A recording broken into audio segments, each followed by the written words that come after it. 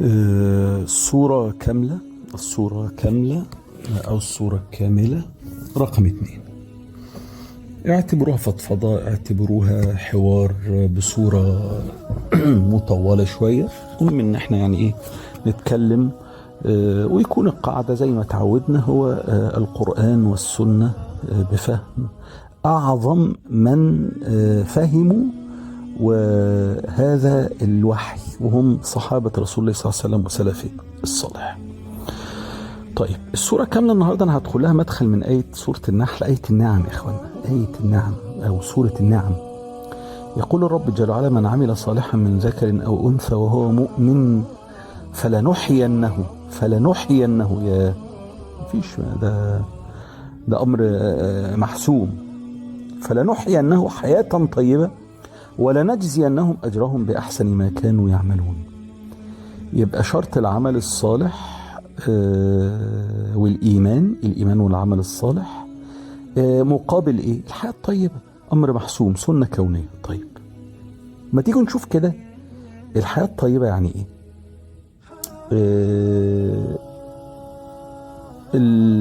الناس بتقول في الآخرة، والناس بتقول في الدنيا، والناس بتقول في الدنيا وفي الآخرة.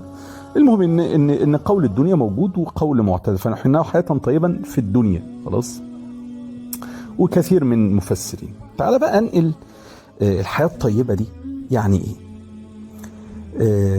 ابن عباس رضي الله عنه وارضاه وبيقول انها القناعة، ان انت تبقى عايش عندك قناعة، تبقى راجل سعيد مبسوط، عمل صالح وايمان، الناس كلها بتتحرك من حواليك، الناس عايشة حياة الاستهلاكية وانت راجل قنوع. 2، قالوا ايه الحياة الطيبة؟ قالوا الرزق الحلال، يأكل حلالا ويلبس حلالا. ده عن الضحك خلاص. طيب ايه تالت؟ قال لك انها السعادة، واضحة كده. ايه بقى حياة طيبة؟ يعني السعادة. طيب ايه رابع؟ قال لك انها الطاعة، في رواية تانية اللي هي رقم 5 قال لك حلاوة الطاعة مش الطاعة بس، حلاوة الطاعة، ان يبقى عايش كده ايه على طول حياته متعسلة، حياته عسل. ليه؟ حلاوة الطاعة فيها الحياة الطيبة. اللهم ارزقنا الحياة الطيبة. طيب ايه 5 او 6؟ هقول بقى الاقوال اللي قدامي. قال لك العافية والكفاية. ياه، العافية والكفاية. يبقى الشيخ محمد اسماعيل ليه كتاب كامل اسمه العافية، انصح بيه. حاجة يا اخوانا والله العظيم. الشيخ حتى بيقول لك يا اخوانا انت خلاص مش لاقي لسانك تلاقي قول اللهم نسألك العفو والعافية في الدنيا والآخرة على طول، خير ما سئل. طيب ففكرة ان انت الايمان الحياة الطيبة دي ايه؟ العافية خلاص، والكفاية. ايه تاني؟ الرضا بالقضاء. الله اكبر. طيب انا هاخد منها الحاجات اللي خاصة باللي انا عايز اقوله. طيب سؤال اخوانا موجه لحضراتكم: مين اكتر واحد عمل ايمان وعمل صالح؟ على طول من غير ما تفكر. انت لو فكرت يبقى اعوذ بالله. هو النبي صلى الله عليه وسلم، صح؟ حبيبك صلى الله عليه وسلم، وبعديه الصحابة قولا واحدا. خلاص النبي صلى الله عليه وسلم والصحابة، ماشي. يبقى مين اكتر واحد عاش حياة طيبة على وجه الارض؟ هو النبي محمد صلى الله عليه وسلم، صلى الله عليه وسلم. طيب يا دكتور ده النبي صلى الله عليه وسلم ولاده ماتوا، يا دكتور ده النبي صلى الله عليه وسلم ربط على بطنه الحجر، يا دكتور ده النبي صلى الله عليه وسلم كسرت رباعيته، يا دكتور ده النبي صلى الله عليه وسلم شج رأسه، يا دكتور ده النبي صلى الله عليه وسلم كل خديجة ماتت، يا دكتور ده صحابه العزاز عليه جدا، ده عمامه، ده سيدنا حمزة مات قدامه، يا دكتور ده النبي صلى الله عليه وسلم سيدنا جعفر مات قدامه، يا دكتور ده ابنه مع شروط حد من الولاد ده، يا دكتور ده حتى البعير بتاعه في أعرابي جه وسبقه، يا دكتور ده حتى المدينة أول ما دخلها كان فيها مرض وكان فيها وباء، يا دكتور. أيوة إيه بقى؟ إيه بتقول كده ليه؟ فين الحياة الطيبة دي؟ هي دي الصورة الكاملة بتاعتنا النهاردة. بص يا اخوانا، كل اللي أنا قلته ما يخص بلاء النبي صلى الله عليه وسلم صح، ولكن ده نص الصورة. تاني أنا لا جاي أصحح لحد ولا جاي أقول لحد غلط ولا داخل. أنا بقول لك بقول لك الصورة كاملة يا اخوانا. النبي صلى الله عليه وسلم كان يبتلى ولكن لا يشقى. طه ما أنزلنا عليك القرآن لتشقى. بل أكبر إشكالية إن احنا بنظهر الحياة البائسة للمتدين. بعض النصوص اللي بنقولها من غير الصورة الكاملة. على فكرة قولي الكلام ده، هون على الناس. قولي النبي صلى الله عليه وسلم كان بيحزن، النبي صلى الله عليه وسلم كان بيعيش أوقات فقير ومش لاقي، بعض الأحيان بيبقى بيعاني بيتعب صلى الله عليه وسلم بأبي وأمي. كان تاجر بيمر بيه زي ما بيمر، والنبي صلى الله عليه وسلم حبس في شعب أبي طالب هو ولكن هي دي كل حياته. قول الصورة الكاملة، تصدير الحياة البائسة. عشان كده النبي صلى الله عليه وسلم، أنا عايز أسمي الصورة الكاملة دي النهاردة بإيه؟ بعنوان النبي السعيد صلى الله عليه وسلم. الشيخ الإسلام تيمية يقول إيه؟ من أراد السعادة الأبدية، السعادة الأبدية الدنيا والآخرة، فليلزم عتبة العبودية. مين أعظم عبد على وجه الأرض؟ النبي صلى الله عليه وسلم. النبي صلى الله عليه وسلم كان سعيد. طب الحياة الطيبة يعني إيه؟ المفسرين بيقولوا السعادة. طب النبي صلى الله عليه وسلم كان سعيد قولا واحدا. طيب يبقى أنا النهاردة جاي أكمل لك الصورة، أقول لك حياة النبي صلى الله عليه وسلم كان فيها ابتلاء لكن مش حياة بائسة. النبي صلى الله عليه وسلم ما عادش حياة بائسة يا إخوانا، ده حياة كانت سعيدة وفيها سعادة، وحياة فيها إنجازات. وهنقول بل النبي صلى الله عليه وسلم حط القاعدة إنه كان يستعيذ من الهم والحزن والعجز والكسل والجبن والبخل وغلبة الدين وقهر الرجال. النبي صلى الله عليه وسلم يقول إن الله يكره البؤس والتبأس. البؤس والتبأس. خلاص، يبقى فكرة الحديث صحيح زي ما قال الشيخ الألباني، يقول النبي صلى الله عليه وسلم إن الله تعالى إذا أنعم على عبد نعمة يحب أن يرى أثر النعمة عليه، ويكره البؤس والتباؤس، ويبغض السائل الملحف، ويحب الحيي العفيف المتعفف. خلاص، الفكرة إن احنا عايزين نظهر إن حياة الناس المتدينة حياة بائسة. طيب ما على فكرة يا دكتور القبض على ديني القبض على جمرة من نار، صح؟ تاني كل حديث يجي في بالك صح، بس مش هي دي كل الحياة. أضرب لك مثال، أو خلينا أصحح مفهوم وبعدين أدخل في حياة النبي صلى الله عليه وسلم السعيدة. النهاردة الصورة الكاملة بعنوان النبي السعيد صلى الله عليه وسلم. الشيخ الإسلام تيمية بيقول نص يا إخوانا يرحل إليه. يقول شيخ الإسلام ابن تيمية في مجموع الفتاوى مجلد 10، يقول وأما الحزن فلم يأمر الله به ولا رسوله صلى الله عليه وسلم، بل قد نهى عنه في مواضع وإن تعلق بأمر الدين. يا الله،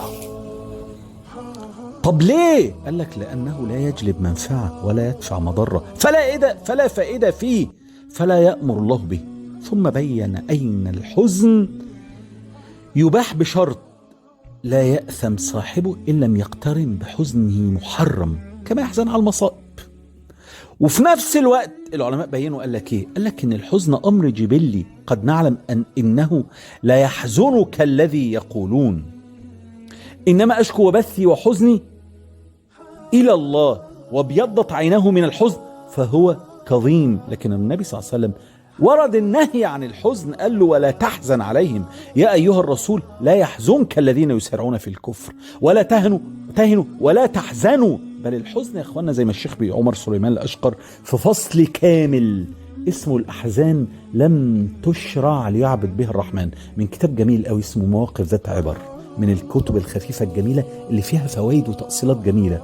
بيقول لك الأحزان لم تشرع ليعبد الرحمن، والحزن ليس عبادة يتقرب بها إلى الله سبحانه وتعالى. الحزن ليس عبادة بمنتهى الوضوح، الحزن ليس عبادة. النبي صلى الله عليه وسلم استعاذ منه، ولكن أمر جبلي وإنا لفراقك يا إبراهيم لمحزونون. يبقى إظهار حياة المتدين يا إخوانا، الملتزم، صاحب الشرع، صاحب النسك، صاحب الشريعة، المستقيم، إنه دايما في حياة بائسة، وما إنك التزمت فأنت بائس متبائس. لا غلط، دي مش الصورة الكاملة. الصورة الكاملة إن النبي صلى الله عليه وسلم كان النبي السعيد. فأرجوكوا زي ما بتحكوا لنا دي احكوا لنا الصورة الكاملة. طيب عايز تقول إيه؟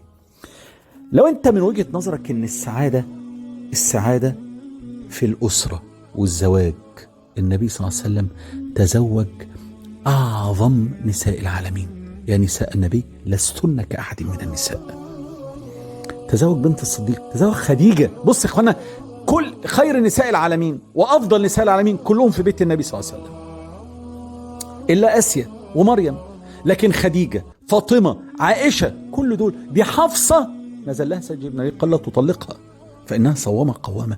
شوف النساء دول وقد ايه النبي صلى الله عليه وسلم كان سعيد معاهم. ولما كان بيزعل زي أي رجل، ولكن يقول يا عائشة إني لا أعلم متى تكوني عني راضية ومتى تكوني عني غضبة. يا الله، ايه يا رسول، ازاي؟ ايه ده انت بتلاحظ دي؟ ايوه نبي سعيد يا اخوانا، نبي سعيد صلى الله عليه وسلم.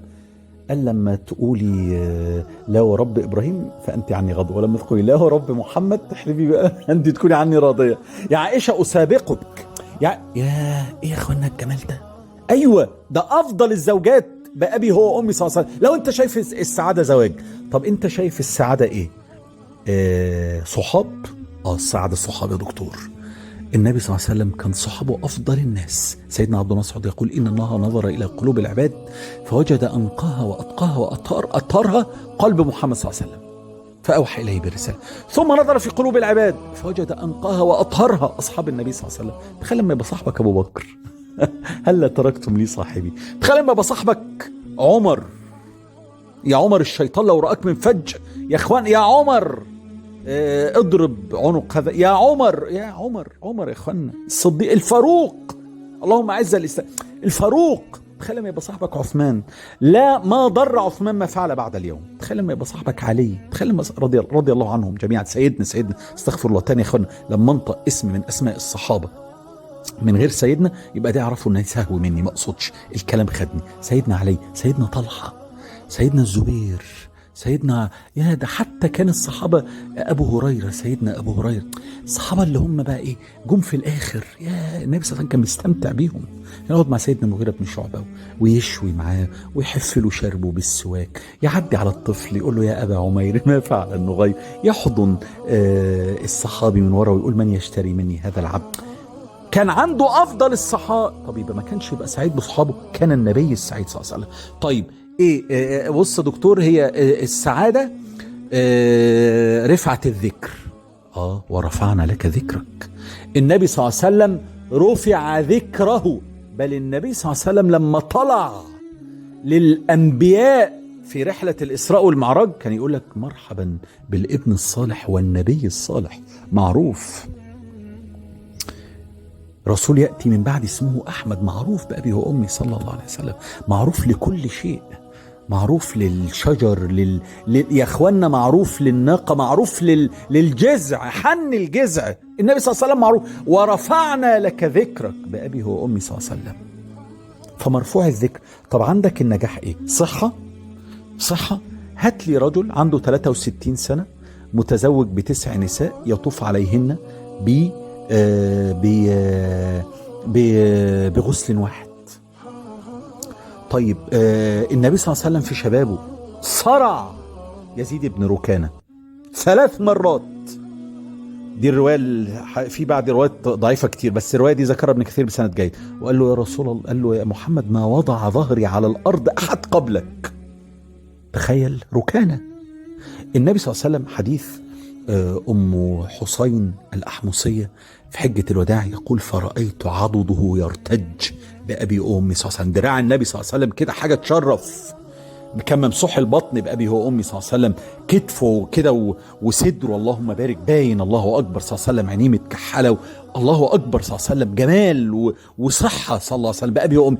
يا شيخنا معلش أرجوك يا دكتور بين قوسين، ده النبي صلى الله عليه وسلم كان بيوعك، والنبي صلى الله عليه وسلم كان بيقول وصدع. صح، ما أنا ما بقولكش غلط، بس بقولك قول الصورة كاملة.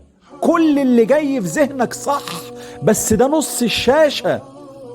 النبي صلى الله عليه وسلم كان سعيد، ولكن كان بشر يمشي في الأسواق ويأكل الطعام، وبيغضب مع زوجته، وبيخالف وبيفارق نساءه شهر كامل. بس ما تحكولناش دي بس.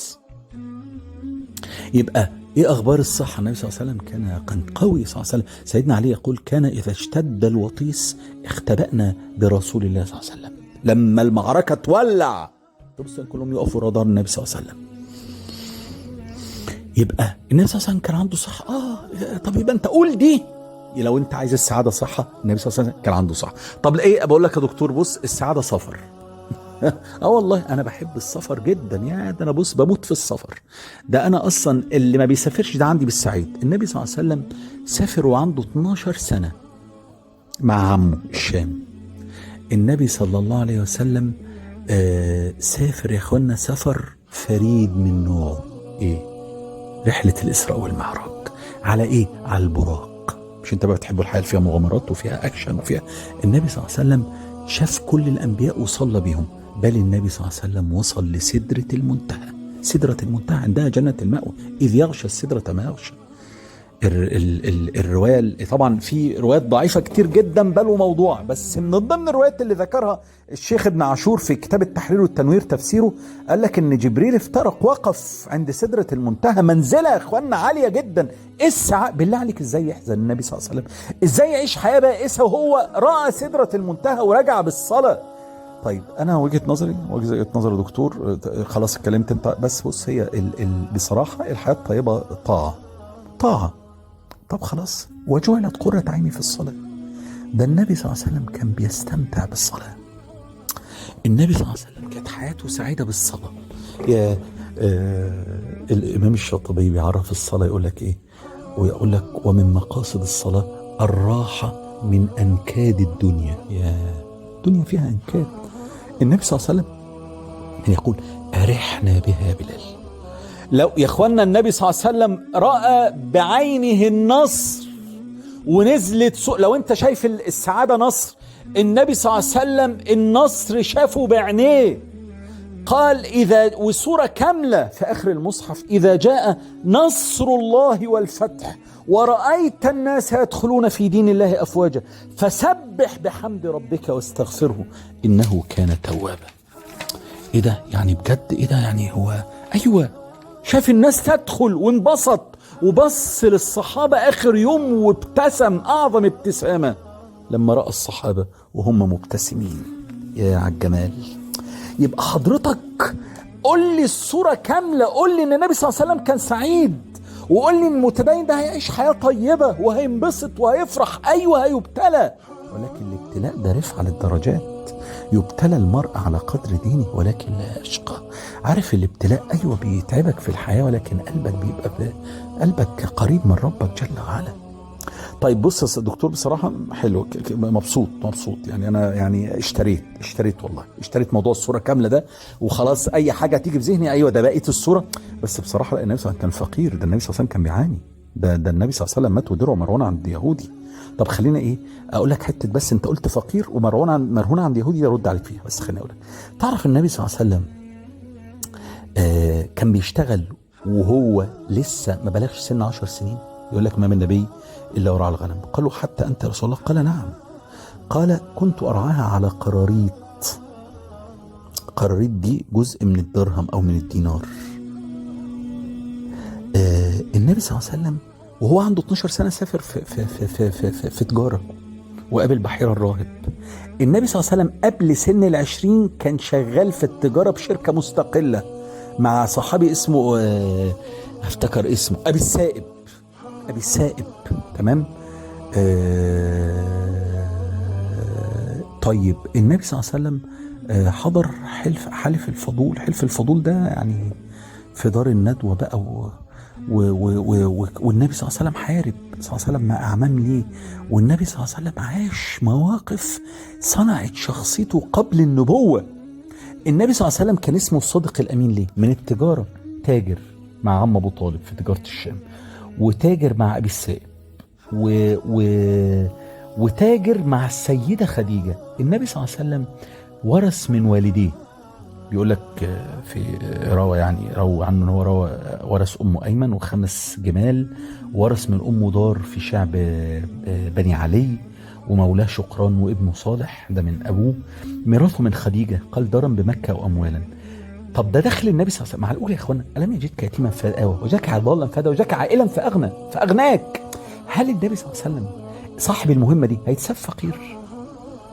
هو كان زاهد، بس ما كانش كان بيمر بيه فقر طبعا. كملوا الصوره يا اخوانا. النبي صلى الله عليه وسلم كان ليه الانفال والغنائم، كان ليه الفيء، وكان ليه الصفي ان هو يصطفي، وكان ليه الهدايا من الملوك، وكان ليه سهمه كمجاهد. عارفين يا اخوانا حنين بس كان فيه 24,000 من الإبل، و40,000 من الشياه، و4,000 أوقية فضة. هو كان ليه الخمس بأبي وأمي صلى الله عليه وسلم. ده السرايا اللي في الأنفال والغنائم في غزوة بني سليم دي كانت 500 بعير. غزوة سرية زيد بن حارثة كان 100,000 درهم. طب أنا أقول لك على حنين بس. حنين يا اخوانا، ازاي النبي صلى الله عليه وسلم ما يبقاش عنده دخل؟ ده مجموع ما كان على مائدة النبي صلى الله عليه وسلم. العلماء قالوا الناس اللي كانت بتقعد تاكل على مائدة النبي صلى الله عليه وسلم، او الناس اللي النبي صلى الله عليه وسلم كانوا مسؤولين منه بينفق عليهم، العلماء احصوهم. والعلماء احصوهم قالوا يا ترى اللي النبي صلى الله عليه وسلم كان بيعولهم وينفق عليهم من اهله بيته ومن مواليه ومن خدمه، يا ترى كانوا قد ايه؟ تخيل العلماء قالوا يا خانوا كانوا 128. اعدهم لك، 13 من نسائه خلاص، اولاده زينب ورقية وام كلثوم وفاطمة والزهراء والقاسم وعبد الله ابناء خديجة، دول ابناء خديجة، وابراهيم من ماريا، ويلحق بوالده علي سيدنا علي بن ابي طالب. انا بقولهم لك على مجموع حياتي، غير بقى ايه ربائبه اللي هم ابناء زوجاته، ابناء خديجة زرارة وهند والحارث، ابناء ام سلمة سلمة ودرة وزينب وعمر، من ام حبيبة. طب الموالي نحو 70 خلاص. العراقي عدهم قال 81. طب خدمي كانوا 16 رجل وامرأتان، عند العراقي 35. طب المجموع اللي انا قلته ده قال حوالي 128. ويزاد عليهم 40 نفسا اعتقهم قبيل وفاته فصاروا 168. تخيل. ذكرهم الدكتور فتاح محمد السمان في بحثه أموال النبي صلى الله عليه وسلم كسبا وإنفاقا وتوريثا.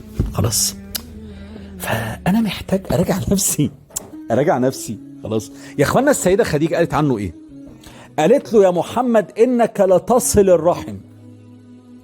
طب من غير فلوس مش هاخد لهم حتى وهو رايح يعني فاكهة. وتحمل الكل. طب إيه إزاي يحمل الكل كده كلام؟ وتكسب المعدوم. طب ايه تاني؟ وتقري الضيف. ايه تاني؟ وتعين على نوائب الحق. كل دول يا اخوانا كانوا ايه؟ خلاص، كل دول كانوا ايه؟ بايه؟ طب ما يا دكتور، ما النبي صلى الله عليه وسلم قال اللهم احيني مسكينا وامتني مسكينا واحشرني في زمرة المساكين. صح، مسكينا ليس متجبرا متواضعا، مسكينة القلب زي ما يقول شيخ الاسلام ابن تيمية. خلاص طب انا ممكن معلش حضرتك لسه قايل دلوقتي حديث اهو، بس معلش انا اسف والله، يعني انا بس سامحني، انا اعذرك والله مسامحك، لان انا بقول لك كلامك صح، بس انا عايز الصوره كامله. طيب انت قلت درعه لسه توفى الرسول صلى الله عليه وسلم ودرعه مرهون عند يهودي ب30 صاع من شعير. ايه؟ خلاص، اول حاجه النبي صلى الله عليه وسلم كان ميت مدين فعلا؟ لا يا اخوانا، النبي لم يمت صلى الله عليه وسلم، وإنما اشترى سلعة إلى أجل وتوفى قبل أوان سداد ثمنها. خلاص، الدليل رواية أنس بن مالك قال اشترى صلى الله عليه وسلم من يهودي طعاما بنسيئة ورهنه درع. خلاص، محض شراء مش دين. طيب وابن حبان بواب قال لك ايه؟ باب ذكر البيان بأن الدرع الذي كان عند اليهودي للمصطفى كان ذلك لأجل سبب معلوم، فمن أجله لم يسترد درعه منه. وعن عائشة أن صلى الله عليه وسلم اشترى من يهودي طعامه إلى سنة ورهنه درعا له من حديد. يبقى الموضوع لأجل، سلعة لأجل. طيب السؤال الثاني، كل الترتيب ده برضو ذكره الدكتور عبد الفتاح السمان جزاه الله خيرا في أموال النبي صلى الله عليه وسلم. طب ليه اشترى من النبي صلى الله عليه وسلم ما اشتراش من مياسير الصحابة؟ ابن قتيبة بيقول يقول وإنما رهن درعه عند يهودي لأن اليهود في عصره كانوا يبيعون الطعام ولم يكن المسلمون يبيعونه. لأن هو عارف كإيه، معلش أنا آسف، هو أنت رحت اشتريت ليه من محل الفلاني؟ هو اللي بيبيع بس، يعني هو عشان هم اللي بيبيعوه، مش قصدي ده. خلاص، مش قصدي ده. لان طب ويقول لك في ناس بيان الجواز، ايوه بس اشترط طعام من النبي صلى الله عليه وسلم، قال لجواز ذلك. وقيل انه النووي في شرح المسلم رحمه الله تعالى قال انه لم يكن هناك طعام فاضل عن حاجه الصحابه الا عنده. وفي روايه تانية، طب قال لك ليه ما اشتراش من مواسير الصحابه؟ قال لك لان الصحابه لا يأخذون رهنه ولا يقبضون منه الثمن، فعدل إلى معاملة اليهودي لأن يضيق على أحد من أصحابه. ما رضاش ياخد من الصحابة ليه؟ عشان الصحابة يقولوا لا ورسول الله عمرنا ما ناخد رهن عمرنا، فما حبش يضيق على أصحابه. يبقى ليه ما خدش مياسير الصحابة؟ بس يا اخوانا معلش أنا آسف، إحنا بنروي الحديث ده، خلينا أقول لكم بمنتهى الصراحة، بنروي الحديث ده إزاي؟ يعني بنروي الحديث ده بنقوله إزاي؟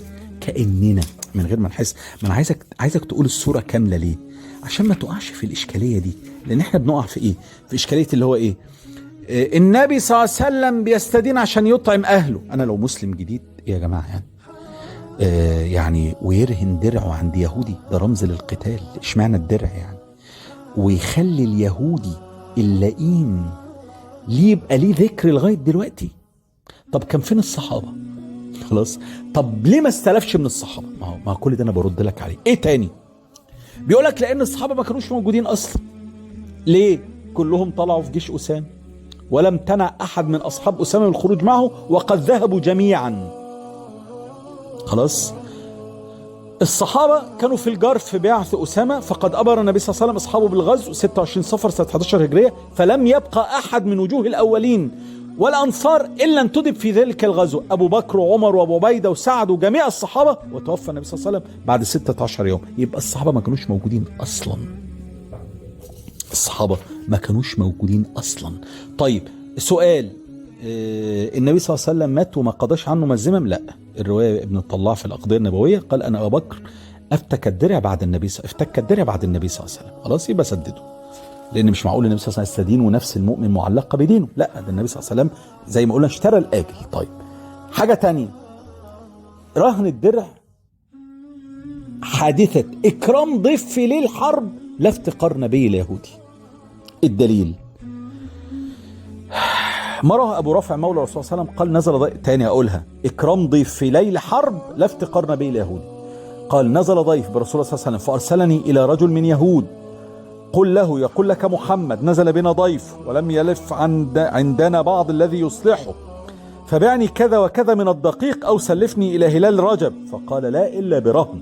قال فرجعت إلى الرسول صلى الله عليه وسلم فأخبرته، فقال والله إني لأمين في السماء أمين في الأرض، ولو أسلفني أو باعني لأديت إليه، اذهب بدرعي إليه. ونزلت الآية تعزيه له الدنيا. خلاص، ولا تمدن عينك إلى متعنا به أزواجا منه.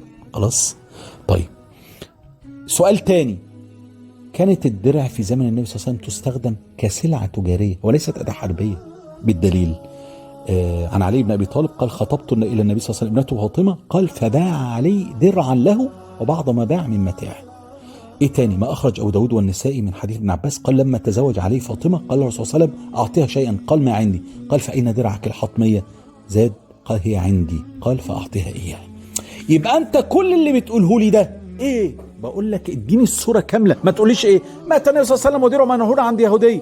ايوه ده كان بيع وهيديله. طيب ايه تاني؟ الصحابه ما كانوش موجودين اصلا. ايه تالت؟ هو باع راح لليهودي ده لان الامر كان ليل وما كانش فيه غير اليهودي ده. طب ايه رابع؟ الدرع دي اصلا كانت سلعه مش اداه حربيه يعني عادي، ده الناس بتديها في المهر. ايه خامس؟ النبي صلى الله عليه وسلم ادى كده لبني الجواز. ايه سادس؟ الصحابه اصلا النبي ما رضاش يشق عليهم. ايه سادس؟ ده اكرام ليهودي. ده النبي صلى الله عليه وسلم يا اخوانا الدرع ده عارفين ثمنها كام؟ 48 ضعف اللي النبي صلى الله عليه وسلم أخده. خلاص، يقول في حديث سيدنا علي يقول فقومت الضرع 400. قال هي بكام؟ قال 480 درهم و80 درهم. تخيل. طب رهن له النبي صلى الله عليه وسلم اليهودي ايه؟ قال يوضح ثمن الدرع في زمن النبي صلى الله عليه وسلم. طيب أن قيمة الشعير كانت دينار. خلاص، النبي صلى الله عليه وسلم رهن الرسول صلى الله عليه وسلم درعا له عند يهودي دينار. يبقى دينار قصاد كام؟ الدينار بيساوي 10 دراهم. يبقى رهن النبي صلى الله عليه وسلم درعه الذي يساوي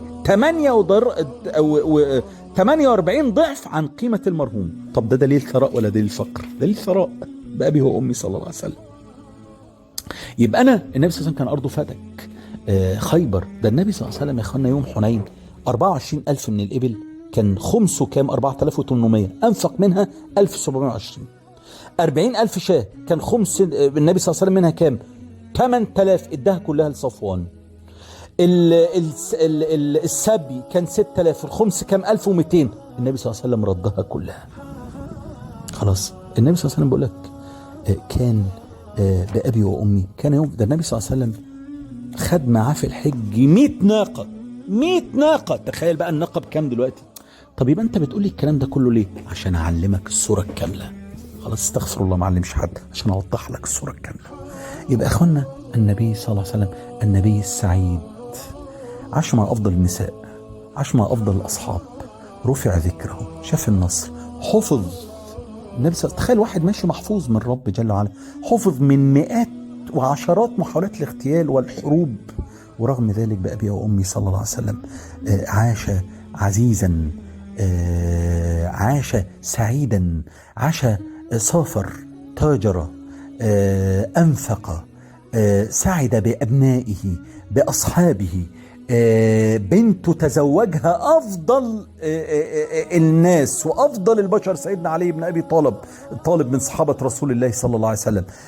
شاف النصر بعينيه، شاف مكة، حج بأبي وأمي صلى الله عليه وسلم ورأى نصره ورأى.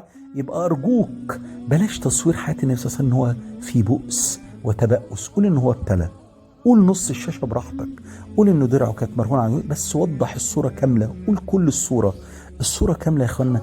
دعوة لذكر حياة النبي صلى الله عليه وسلم الكاملة، وليست حياة النبي صلى الله عليه وسلم التي يريدها البعض.